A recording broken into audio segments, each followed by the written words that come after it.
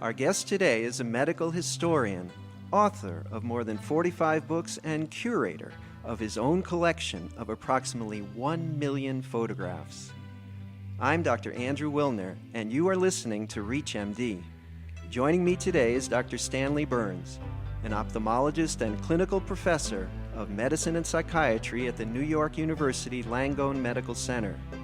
Dr. Burns' extensive knowledge of medical history has led to his role as a consultant on dozens of documentaries and feature films, including the television series The Nick and Mercy Street. Welcome, Dr. Burns. I'm happy to be here. Today, I'd like you to show us just a taste of these fascinating images. Which one is your favorite? Well, it's like sort of asking which one is your favorite child. They're all so different. I guess my favorite is the first one that I was convinced to buy by a friend of mine after showing it to me for a couple of years. And that is a daguerreotype of a South American Indian with a tumor of the jaw. It was taken by Surgeon Alicio Acosta, who is the medical partner of President Vargas of Venezuela. This was 1847. And at that time, just like in the news today, Venezuela was having trouble with its rulership. And Vargas and Acosta had to flee the country. Acosta came here to New York, and it was found in a descendant's estate. Well, this was very, very rare. Although medical photographs of this nature were taken in the 1840s, very few have survived. Which other illustrations have you chosen to share with us today? Well, the Nick, the operative scene taken at the Medico-Surgical Hospital in Philadelphia in March 1902, depicts Surgeon William Rodman performing an operation. He was a noted cancer and breast specialist. And there are actually 222 people, if you count them all, watching Dr. Rodman perform his operation. And everyone asked, why? You couldn't see anything all the way up on top.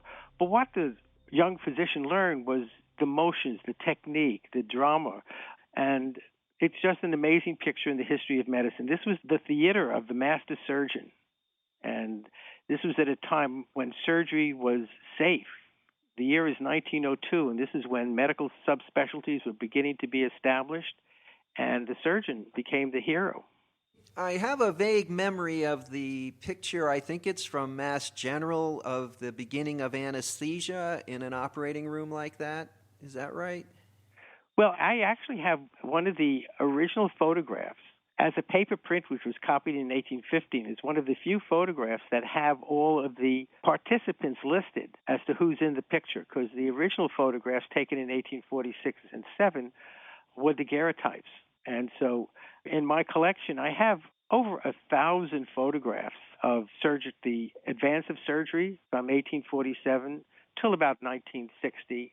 And that will show the changing nature of who was operating, who was allowed to be in the operating room, who was allowed to be in the audience. Because in the 19th century, surgery was a public event for the most part, certainly until the end of the century. Dr. Burns, you mentioned the TV series, The Nick. What are the biggest challenges when you're consulting on something like that? Well, the biggest challenge is getting it right. And Steven Soderbergh, who is an absolutely amazing director, wanted to get it right. And so that the challenge was to create the surgery as it was done at the time, which was expensive, to be able to have the correct instruments, the correct atmosphere, and the correct attitude. And it was my job. I was on set every day, and I taught the surgeons. So the director and producers were very much receptive to your suggestions? Yes. The best example, the one I like to give, is that, and I got my reputation the first day when we started to shoot our first surgical scene. We had our audience filled with about 100 doctors appropriately dressed. And as we started shooting, I stopped the production and I said to Stephen, well, if Martin Scorsese or one of the other great directors were invited you to watch them direct, you would not be in the last row. And it was the same with surgery, that the older doctors would be the ones who were watching the case from the first row because they knew what was going on, and the interns would be in the last row.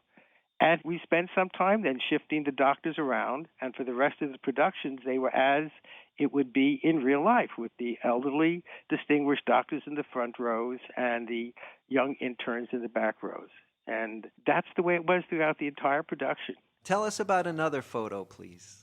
Well, one of the photographs that really intrigued me is the 1897 view of a medical marvel, which is a fluoroscoping a kidney during surgery looking for stones. The early X-ray of 1896 and 97 was not strong enough to take an X-ray through an average-sized person in order to see kidney stones. And so when a person had kidney stones, they were operated, as you see, the kidney was popped out, and the miracle of the age, you're seeing it here, a fluoroscope was used. The procedure at the time was to take the kidney out, cut the kidney open, sew it back up, looking for the stones, of course, putting it back in, and then turning the patient over and doing this on the other side. The invention of the X-ray, and as you see here, the fluoroscope, was a miracle because you didn't have to cut the kidney. You could just find the stones with the X-ray. I'm starting to feel good that I'm alive in 2017, Yep. and not back in the early days of medical progress. Do you have a last photo you can share with us? I have this picture of Calvin H. Goddard, who was a colonel in the Army, who was the pioneer of forensic ballistics. And here you see him with his bullet comparison microscope. And in this picture here, you're actually seeing him work on the Sacco and Vanzetti bullet. Prior to this, the microscopist had to imagine in his mind what the picture was and then put the bullet in. With the comparison microscope, as you've seen on the television shows, you could just line it up and check the markings of the lands and grooves. I saw that on CSI just the other night. One of the other things he did in the St. Valentines Massacre of 1929, the people who killed Bugs Moran gang were dressed as police officers. And Goddard was again called to show that the bullets were not from any police guns. Can you tell me what's your latest project? My latest project is a book called, and an exhibition called Men, Sir Schmidt, which is the practice of German fraternity dueling, the hopeful result of which is to have a scar across your face and head. There's always a surgeon and doctor in attendance who wipes the blades antiseptically and then sews the wounded students up. The idea was a badge of honor. It was for this person to learn to stand their ground. They could not flinch. If they flinched when they were cut, the match was over and they had to do it again till they learned not to flinch. And the interesting part about it is that there are several fraternities still dueling for the same result, and that is to have a scar on the face.